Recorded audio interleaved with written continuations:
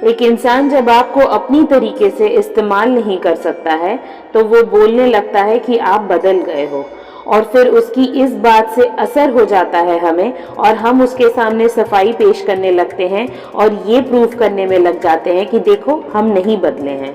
सुंदर से सुंदर चेहरा, सुंदर से सुंदर काया एक दिन बूढ़ा हो जाता है, लेकिन एक व्यवहार, अच्छा व्यवहार कभी बूढ़ा नहीं होता है। ये दुनिया, समाज, दोस्त, रिश्तेदार जब किसी को दुख देने लगते हैं, धोखा देने लगते हैं, तो वो एक इंसान जो है वो धीरे धीरे अपने कदम पीछे लेने लगता है।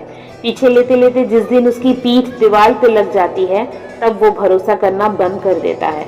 तब वो सिर्फ खुद पे भरोसा करता है, उसे किसी और दूसरे पे भरोसा नहीं रहता है। और जिस दिन वो भरोसा करना छोड़ देता है, उस दिन उसके बारे में पीठ पीछे बात होने लगती है कि देखो वो कितना बदल गया है। जीवन में कोई वक्त अगर ऐसा आ जाए जब सामने वाला तुम्हारी वैल्यू करना बंद कर दे, बात बात में तुम्हें झिड़क दे या तुम्हारी निंदा कर दे या ह्यूमिलिएट करे तुमको, तो अपने कदम धीरे धीरे पीछे ले लेना। कभी भी ये मत सोचना कि तुम्हारी वैल्यू नहीं रही अब, क्योंकि कल तक तुम वैल्यूबल थे और आज तुम्हारी वैल्यू खत्म होगी, ऐसा पॉसिबल नहीं है।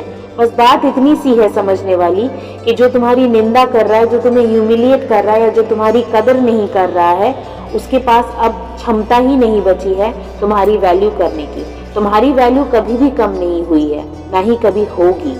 कई बार कितने ही लोग मजाक मजाक में कितनी ही बात बोल देते हैं, कितनी ही बार हमारी ह्यूमिलिएशन कर देते हैं और निंदा कर देते हैं, हमें नीचा दिखा जाते हैं, और फिर एक छोटा सा चीज़ बोल देते हैं, वो है मैं तो मजाक कर रहा था।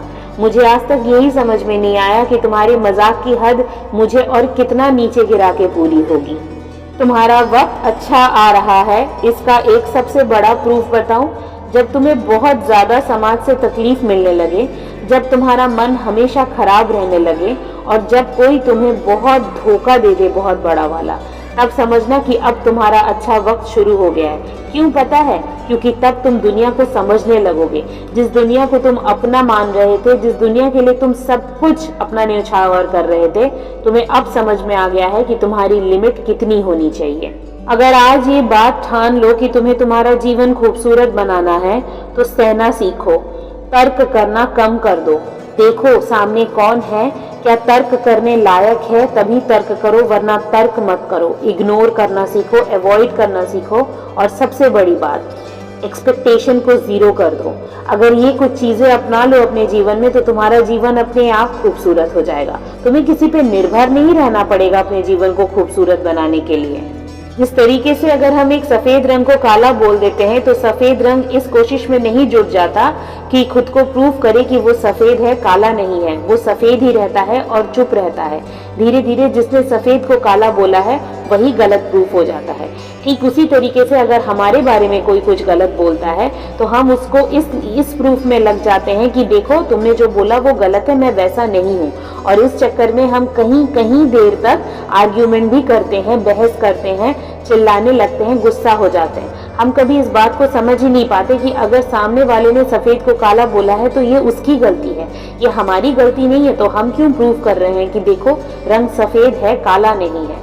क्योंकि इंसान किसी के बारे में उस वक्त कोई चीज़ तभी बोलता है जैसा उसको सही लगता है, जैसा उसके दिमाग में वो बात आती है। लेकिन हम में असर उल्टा हो जाता है। जैसे ही हमारे बारे में कोई कुछ बोलता है, हम पीछे पड़ जाते हैं उसको ये प्रूव करने में कि देखो तुमने गलत बोला और मैं वैसा नहीं हूँ जैसा तुम सोच रहे हो। और फिर गलती किसकी? हमारी, और किसकी?